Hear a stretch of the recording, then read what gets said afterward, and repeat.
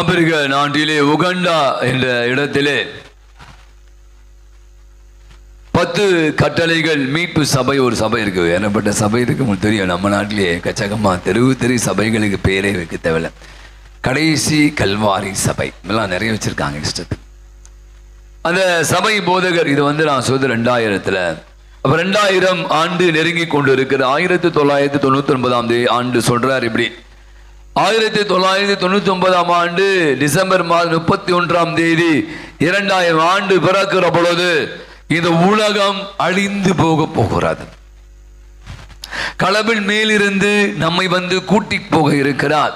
எல்லாம் தயாராக இருங்கள் அப்படின்னு சொல்றார். நிறைய பேர் சில போதகர் கேட்கிற எல்லாம் தலையாயிட்டு ஆமாமா உலகம் அழிப்பது 2000 ஆண்டுல இருந்து உங்களுக்கு தெரியும். இப்போ 2000க்கு அப்புறம் பிறந்தவங்களாம் தெரியாது.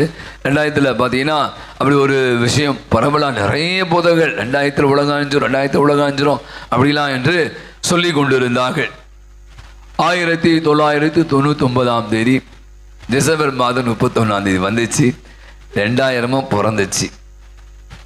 நம்ம பாஸ்டர் சொன்ன அந்த மீட்பர் இயேசு வரவில்லை, உலகம் அழியவில்லை.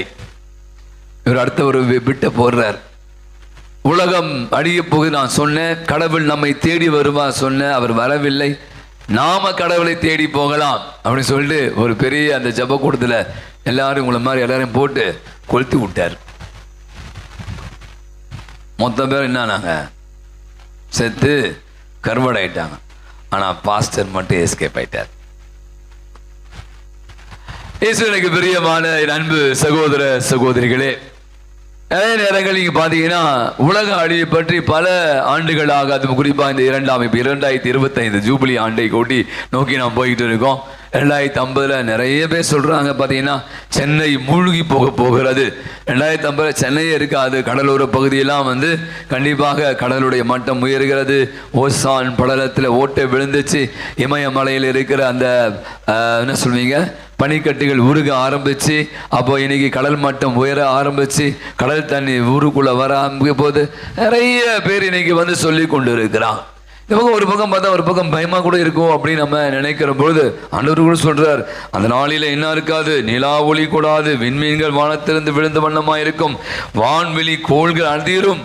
நம்ம எல்லாம் கூட பைபிள்ல அங்கே பல சில பேர் சொல்வதை நம்ம இன்னைக்கு பார்க்கிறோம். இன்னைக்கு முதல் வாசகத்தில் கூட வாசிக்க கேட்டோம். அங்க பாத்தீங்கன்னா அவர்கள் சிலர் முடிவில்லா வாழ்வு பெறுவர், பலர் விழித்தெறுவர், பலரோ சிலரோ வெட்கத்துக்கு முடிவில்லா அழிவுக்கும் உள்ளாவர். அப்படிலாம் நீங்க முதல் வாசகத்தில் வாசி கேட்டோம். இன்னைக்கு நம்ம இதை சிந்திக்கிறோம். உலக அழிவு அப்படி ஒரு விஷயம். உங்கள அநேகருக்கு இதை பற்றி நிறைய கேள்விகள் வரலாம். ஏன் உலகம் அழியணும் அப்படின்னு நம்ம பார்க்குற பல விஷயம். இப்போ உலகத்தில் பார்த்தீங்கன்னா இந்த பக்கம் இஸ்ரேல்லாம் பார்த்தீங்கன்னா போர்கள், நம்ம பார்க்காத போர்கள்லாம் நடந்து கொண்டு அடித்து தூக்குலாம், பயங்கரமான வெடிகுண்டுகள்லாம் வச்சு எத்தனையோ விலை மதிப்புள்ள அப்படியே தும்சம் பண்ணுறக்கூடிய அளவுக்கு போட்டு அப்படியே என்ன சொல்லுவோம் சாம்பலாக கூடிய அளவுக்கு இருந்த இடமே தெரியாத அளவுக்குலாம் இன்னைக்கு எப்படியான போர்கள் நடந்து கொண்டு இருப்பதை பார்க்கிறோம். நிறைய இயற்கை சீற்றங்கள் ஆங்காங்கே பார்த்தீங்கன்னா போன வருஷம் வயநாடு அப்படி இடத்துல மலைச்சரிவு எத்தனையோ பேர் இறந்து போனார்கள். நிறைய இடங்கள்ல மலைகள் அடைத்து தொடர்ந்து மழை பெய்யுது, வெள்ளப்பெருக்கு ஏற்படுகிறது, நிலநடுக்கம் பெரு இப்படிலாம் நீங்க பார்த்தீங்கன்னா இயற்கை சீற்றங்கள் நடந்து கொண்டு இருக்கிறார். அப்ப இன்னைக்கு ஒரு கேள்விதான் நம் மனதில் வருகிறது, உலகம் அழிந்து போக போகிறதோ, நானும் அழிந்து போக போகிறனோ அப்படி ஒரு சிந்தை தான் இன்னைக்கு நாம சிந்திக்க கடவுள் நமக்கு கொடுக்கிற இறை வார்த்தையா வைத்துக் கொள்ளலாம். ஒரு ஆசிரியர் இருந்தார். அந்த ஆசிரியர் பள்ளியில வகுப்பெடுத்து கொண்டிருந்தார். சொன்னாலே தம்பிகளா, சும்மா அந்த உலகம் அழிய போதுரா, வானத்தில் இருக்கிற சூரியன் கீழே உள்ள போது, ஆங்காங்கே பூமியெல்லாம் வெடிக்க போகிறது, தீப்பிழம்புகள் குமர போகிறது, அதனால உலகம் மீண்டும் அழிந்து போக போகிறது அப்படின்னு சொன்னார். அங்கே உட்கார்ந்த பையன் சொன்னான் எழுந்து, சார் அன்னைக்கு ஸ்கூல் இருக்குமா, லீவ் விட்டுருவீங்களா சார் அப்படின்னு கேட்டான். அவனுக்கு ஸ்கூல் தான் முக்கியம். நீ ஏதாவது சொல்லி உலகம் அழிய போது அழியல, அவனுக்கு அதை பற்றி கவலை. அவனுடைய சிந்தை என்னன்னா ஸ்கூலுக்காக இப்போ எல்லாம் வெயிட் பண்ணி எப்படா மழை வரும், எப்படா அனௌன்ஸ் பண்ணுவாங்க இன்னைக்கு லீவு. ஆனால் நான் ஒன்று கண்டுபிடிச்சேன், எப்போல்லாம் லீவ் வரும் அப்போல்லாம் மழை பெய்யாது. இது என்னுடைய இப்போ இல்லை, பல ஆண்டுகள் நான் சின்ன பையனாக இருந்து பார்க்குறேன். எப்போல்லாம் கவர்மெண்ட் லீவ் வரும், இன்னைக்கு பயங்கர கனமழை, ரெட் அலர்ட், வெளியே போகாதீங்க, தொடர்ந்து மழை பெய்யும். இந்த 18ஆம் தேதி மழை சொல்லியிருந்தான். ஒரு வாரம் அடி பின்னும் கனமழை, ஒரே நாள் தான் லீவ் விட்டாங்க ஸ்கூலுக்கு காலேஜுக்கெலாம். அதுலேருந்து மழை பெய்யவே இல்லை, வெயில் காயின்னு காயுது. ரொம்ப அழகான வானிலை அறைக்கு. அப்போ இன்னைக்கு வந்துடும். அப்போ நம்முடைய வாழ்வில் இன்னைக்கு நம்ம கேட்ட இந்த இறை வார்த்தை, உலகம் அழிவு. எப்போது இந்த உலகம் அழியும்? எப்படி இந்த உலகம் அழியும்? யார் இந்த உலகத்தை அழிக்க போகிறார்? இப்படியெல்லாம் பல கேள்விகள் நமது உள்ளங்களிலே வந்து கொண்டு இருப்பதை பார்க்க ஒரே ஒரு சிந்தை தான். நம்ம வாழ்கிற இந்த உலகத்தை பார்த்தீங்கன்னா, நான் இந்த மாதிரி அடிக்கடி போய் ரோட்டில் போனீங்கன்னா பார்த்தீங்கன்னா, எவ்வளோ பெரிய பள்ளம், சாதாரண மலைக்கு பெரிய பள்ளங்கள்லாம் விழுந்து நிறைய பேர் செத்தும் போயிட்டான். இப்போ 2 வீலர் போகிறவங்க அந்த பள்ளத்தில் விழுந்து இந்த பக்கம் சாய, அந்த பக்கம் லாரியோ பஸ்ஸோ தன் கண் முன்பாக தன் மனைவியை, தன் தாய் எழுந்த காட்சிகள்லாம் நீங்கள் இப்போ செய்திகளில் அல்லது நீங்கள் ஃபேஸ்புக்கில் இது மாதிரி யூடியூப்பில் பார்க்க முடிகிறது. பார்த்தா இந்த ரோடெல்லாம் மேடு பள்ளங்களாக நிறைந்து போய் இருக்கிறது. சேரும் சகதியமாக இருக்குது. மழை பெஞ்சப்பவும் வெளியே போக முடியாது. அப்போ இந்த மாதிரி ஒரு பயணத்தில் நான் சொல்கிற மாதிரி மழை பெஞ்சா மட்டும் இல்லை, நம்ம வாழ்கிற இந்த வாழ்க்கையிலும் கூட பார்த்தீங்கன்னா ஆங்காங்கே பல பள்ளங்கள், பல சேறுகள், சகதிகள் நிறைந்து இருக்கிறது. இப்போது நம்ம எப்படி பயணிக்கணும்? எனக்கு பள்ளம் தெரியும், நான் போய் விழுந்து என்ன பண்ணுவேன்? வண்டி ஏற்றி நீ காலி ஆகிடுவேன். சேறு சகதி தெரியும், ஆனால் நான் நடப்பேன், போய் என்னையும் அழுக்கு பண்ணி மற்றவனை அழுக்குப்படுத்துவேன். அப்படின்ற ஒரு வாழ்க்கை முறையை இன்னைக்கு வாழ்கிறோமா? அல்லது வேறு ஒரு சிந்தைனா, அப்படியான அங்கே பள்ளம் இருக்கு, அங்கே சேறு சகதி இருக்கு, நான் என்ன பண்ணோம், அந்த பக்கம் போகக்கூடாது, பார்த்து போனோம் என்ற விழிப்புணர்வை ஏற்படுத்தி கொள்ள போகிறோமா? இந்த உலக அழிவை பற்றி நான் நிறைய முறை நான் சொன்ன மாதிரி பார்த்தீங்கன்னா வாசித்திருக்கிறோம். எப்போ உலகம் அழியும்? நான் சொல்கிறேன், உலகம்லாம் அழியுது. இது ஒரு நாள் அழியாது. எப்போ அழியும் சொல்கிறேன்? உலகம் ஒரு நாள் அழியாது. இது தொடர் ஒரு இது. திடீர்னு பார்த்தா ஒரு பக்கத்தில் இப்போ காஷ்மீரில் ஏதாவது நடக்கலாம், இந்தியாவில் ஏதாவது ஒரு மூலையில் மழை பெய்யலாம். நான் சொன்ன ஜப்பானில் ஒரு பக்கம் நிலநடுக்கம் ஏற்படலாம். அப்போ உலகத்தினுடைய எல்லா பகுதியும் ஒரே நாளில் அழியுமா அப்படின்னா, உலக அழிவு ஒரே நாளில் நடைபெற போவதில்லை, நடைபெறாது. ஆனால் அழிவு இருக்குது. நான் சொல்கிறேன், நீங்கள் தப்பா போகுது, அழிவு இருக்குது. அது ஆங்காங்கே அவ்வப்போது நடக்கும். ஒரு அழகான ஒருத்தர் சொல்கிறார், இப்போ எனக்கு எப்போ அழிவு அப்படி வச்சுங்களேன், நான் இறந்து போகிற போது எனக்கு அழிந்து போகிற உலகம். நான் கண்ணை மூட்டேன் அப்படின்னு வச்சுங்களேன், என் உலகம் முடிஞ்சிச்சு, எனக்கு அடுத்த இறுதி தீர்ப்பு, நான் அடுத்த லைன் போயிடுவேன், அடுத்த இன்னொரு உலகத்துக்கு போயிடுறேன். அப்போ எனக்கு இந்த உலகத்தை விட்டு நான் போயிடுறேன். அப்போ என்னுடைய வாழ்வு, எனக்கு அழிவு என்பது உலகம் அழிவது இல்லை. அந்த வீட்டில் அவங்க இறந்து போனா, எங்க இறந்து போனா, நான் எப்போ இறந்து போகிறேனோ அப்போது என் வாழ்வு முடிந்து போய், ஆனால் எனக்கு அழிவு முடிஞ்சிச்சு. இந்த வாழ்க்கையை கொடுக்குறார் கடவுள். இந்த வாழ்க்கை ராஜா அனுபவிக்கிற 50 வருஷமோ 60 வருஷமோ 70 வருஷமோ முடிஞ்சு போகிறது. என்னை போய் நீங்கள் கல்றையில் போட்டுறீங்க, முடிஞ்சிச்சு, அவ்வளோதான். எனது வாழ்வு, ஒரு மனிதனுடைய வாழ்வு முடிவு பெறுகிறது. அவனுக்கு முடிவு வந்த பிற்பாடு அவன் இந்த உலகத்தை விட்டு போய் விடுகிறான். இப்படிதான் அழிவு ஏற்படும்படிய மொத்தமாக மதுரை வாயிலுக்கு மொத்த பேரும் இன்னைக்கு காலியாக போறீங்க. இந்த கோயிலில் உட்காந்துருக்கு அத்தனை பேரும் அவ்வளோதான் பாம்பு போட்டு காலி பண்ண போகிறான். அப்படியே நடக்குமானா உலகம் முழுமையாக ஒரே நாளில் அழிவு பெறுவதற்கான வாய்ப்பே இல்லை. அப்போ நான் சொன்ன முதல் பகுதி தான் இந்த உலக அழிவை எப்படி நாம் எதிர்கொள்ள வேண்டும் அப்படி என்பதற்கான விஷயம் தான் இன்னைக்கு அழகாக சொல்றாங்க. நாம விழிப்புணர்வோடு, ஆண்டவர் வசனம் அழகாய் சொல்வது யாருக்கு தெரியாதான், அந்த நாளையும் வேலையை பற்றி தந்தைக்கு தவிர வேறு எவருக்கும் தெரியாது. அப்போ இங்கே இருக்கு யாவனாலும் நீங்கள் சொன்னீங்க இப்போ வானிலை அறிக்கை இது நடக்கும். அஃப்கோர்ஸ் நம்ம சயின்ஸை விரும்புகிறோம், நம்புகிறோம். ஆனால் சில நேரங்கள் அவங்க சொல்ல சயின்ஸ் நமக்கு பிரோஜனம் எல்லாம் போயிடுது.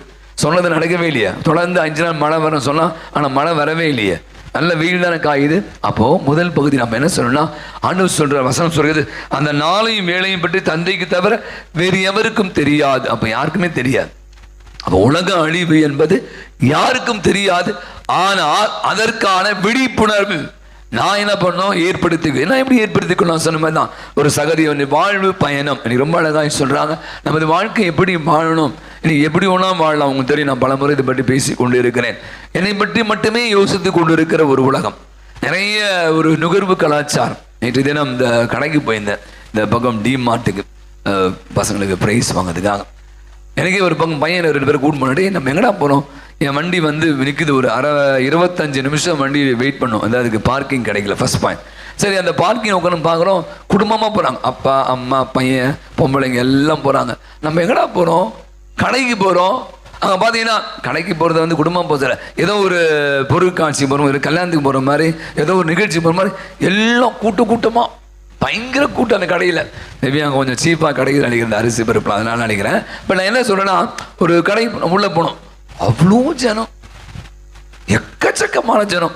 மேலே பார்த்தா துணி கடைக்கு நாங்கள் அங்கே போகல, நாங்கள் ப்ரைஸ் வாங்க போனோம். அப்போ தான் துணி கடையில் பார்த்தா எடுக்கிறான் போடுறான் எல்லாம் சீப், ரொம்ப 50 ரூபா 100 ரூபா 200 ரூபா அந்த மாதிரியான விஷயங்கள். இந்த பக்கம் பார்த்தா எடுக்கிறான். அந்த வண்டியை பார்த்தேன் போன வாரம் நான் சொன்னேன், ட்ராலி ஃபுல்லாக ஒரே பொருள். ஆனால் எனக்கு தெரியல அது தேவைப்படுமா தெரியல. இப்போ ஒரு வீட்டுக்கு உங்களுக்கு மாதத்துக்கு நீங்கள் சமையல் சம்பளம் வாங்குவீங்க, வாங்க சொல்ல ட்ராலி ஃபுல்லாக அது 2 வாங்கினா 1 ஃப்ரீ, 3 வாங்கினா 4 ஃப்ரீ, வச்சு போடு அள்ளி போடு. அப்போ நான் யோசிச்சு பார்க்குறேன், இன்னைக்கு நான் வாங்குறது தப்பா சொல்ல, எல்லாம் கிரெடிட் கார்டு. இப்போ அந்த க்யூவில் நிற்கிறான் பாரு, அது வேறு பெரிய பிரச்சனை. எங்க பில்லு கட்டுறது, உள்ளே போகிறது பார்க்கிங் ஒரு பிரச்சனை, உள்ளே போய் பொருள் எடுக்கிறது ஒரு பிரச்சனை, அதுக்கப்புறம் பொருள் எடுத்த பிற்பாரு க்யூவில் நின்று நம்ம போய் வரது 2 மணி ஆகிடும், பசிலாம் எடுக்குது. அப்போ பார்த்தீங்கன்னா அப்போ இன்னைக்கு நான் யோசிச்சு பாருங்க, நுகர்வு கலாச்சாரம் எப்படி இழுத்து வைத்தது. தேவையில்லை, ஆனால் நான் வாங்கிக்கிறேன், அது எனக்கு தேவைப்படல. இப்போ எனக்கு தேவையான அரிசி பருப்பை மட்டும் போதும், ஒரு மாதத்துக்கு இல்லை மொத்தமாக வாங்கிக்கணும் நிறைய. ஏன்னா அந்த சேலில் இருக்குது, கொஞ்சம் 2-3 சீப்பாக கிடைக்குது நம்மளுக்காக. அப்போ நான் யோசிச்சு பாருங்க, நம்முடைய வாழ்வு எப்படி போய் கொண்டு இருக்கிறது அப்படின்னா விழிப்புணர்வே இல்லை. நீங்கள் விழிப்புணர்வு இல்லாத ஒரு மகன் தான் அப்படியே அமுக்கி சேர்த்து வச்சு எல்லாம் சேர்த்து. உலக அழிவு எப்போது நடைபெறும் என்பது யாருக்குமே நாளைக்கு இருப்பீங்களா? நம்ம அதை பற்றி பயப்பட தேவையில்லை நான் சொல்றது. ஆனால் எது தேவை எது தேவையில்லை, இந்த விழிப்புணர்வு. எப்படி வாழணும் எப்படி வாழக்கூடாது, சேர்லையும் சகதியிலும் போய் என் வாழ்க்கை அணிச்சுக்கணுமா, குண்டு கூழில் வந்து என் காலை உடச்சிக்கணுமா, அங்கே குண்டு இருக்கு குடி இருக்கு பார்த்துப்போ, சேர் இருக்கு சகதி இருக்கு அந்த பக்கம் வாங்கிப்போ, டேக் டைவர்ஷன். போகும்போது நம்ம வாழ்க்கை டைவர்ஷன், ஜகா வாங்கணும் சொல்லுவாங்க, ஜகா ஒரு வார்த்தை தமிழில். அப்போ இன்னைக்கு நம்முடைய வாழ்வு கூட பார்த்தீங்கன்னா பண்ணாங்களே, ஆமாம் 10ஓட 11 அத்தோட நாமும். அதான் நீ நிறைய நேரங்களில் வாழ்வை வந்து தொலைத்து போன முடிஞ்சு போச்சு தான் நிறைய பேர் சொல்லுவாங்க. எப்போ அப்படின்னு கூட வாழ்க்கை முடிஞ்சிடும். அப்போ இந்த அழிவு அல்லது நான் சொன்ன மனித அழிவு உலக அழிவு பற்றி யோசிக்கும் போது விழிப்புணர்வு தேவை. சில பேர் சொல்ல வாழ்க்கை நேரம் நல்லா நாளைக்கு போகிறேன்னா சந்தோஷமாக போவாங்க, பயமே இல்லை. என்னால் அர்த்தமுள்ள ஒரு வாழ்வை வாழ்ந்திருக்கிறேன் என்று சொல்லக்கூடிய மனிதர்களாக நாம் இருந்தோம் என்றால் இந்த உலக அழிவை பற்றி நாம் கவலைப்பட தேவையே இல்லை. 2வது விஷயம் நான் இன்னைக்கு யோசிச்சு பார்த்தேன், இந்த வாழ்வை எப்படி இன்னும் அர்த்தப்படுத்துவது. உலக முடிவில் என்னென்ன நிகழ் என்பதெல்லாம் நம்ம வாசித்தோம், அதை நம்ம காணப்போவதே இல்லை. நான் சொல்கிறேன், நான் செத்து போயிட்டேன், நான் எப்படி காண போகிறேன்? அந்த நிலா கீழே விழுது, சூரியன் கீழே விண்மீன்களுக்கு நான் பார்க்க போகிறது இல்லை. ஏன்னா நான் தான் இல்லையே, நான் இல்லாதப்போ அதை பற்றி எனக்கு பேச வேண்டிய அவசியம் எனக்கு என்ன?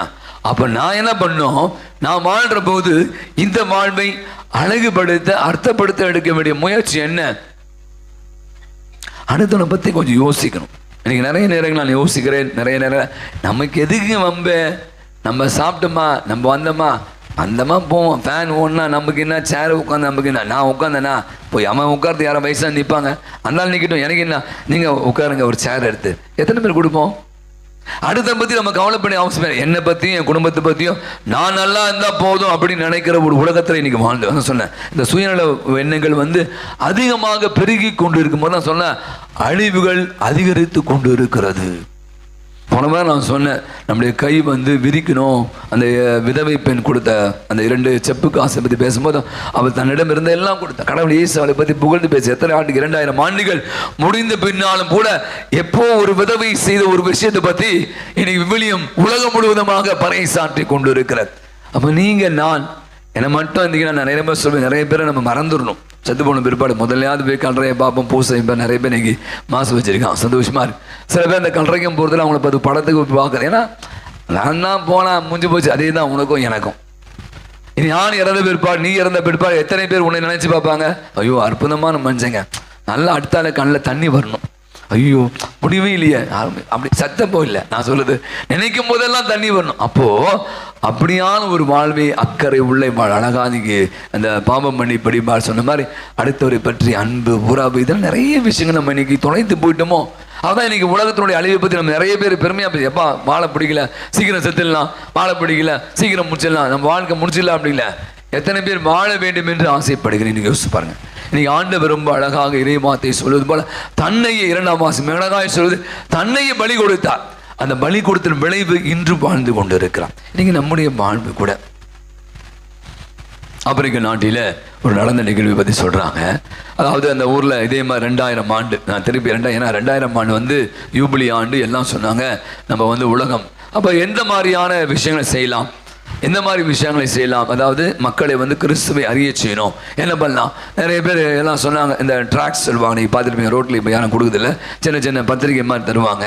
அதாவது மண்டியில் போயிட்டு மைக்கில் போட்டு இயேசுடைய அன்பை உணர்ந்து கொள்ளுங்கள் அப்படிலாம் பறை சாட்டலாம் அப்படின்னு பல அந்த கூட்டத்தில் பேசினாங்க.